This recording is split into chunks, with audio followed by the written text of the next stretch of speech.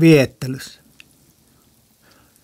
Tulen kaipuu, mystisen outo esi-isien perimä, asuu pienen ihmisen suuressa sydämessä. Liekkien unettava rauhoitus, hiljentyminen, tuijottaminen ikuisuuden tuolle puolen,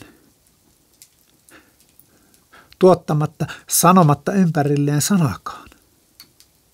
Ja silti kaikki tulipiirin ympärille asettuneet hämmästyttävästi vuorovaikuttavat toisiinsa.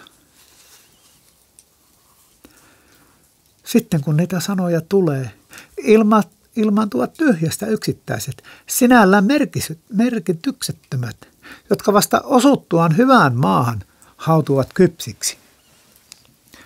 Osautuvat omille paikoilleen valmiiksi ajatuksiksi, valmistavat maailmaa itsestäänselvyydeksi, joka on vain oikealla tavalla otettava. Ei siinä muuta. Elämä järjestyy uomiinsa tervaisen puun tuoksussa, nousee ylimpään villiin, kun käristyvä liha viettelee haistin aisteja. Vettä ei porokohveeseen tarvita, se otetaan tihkuvista suupielistä.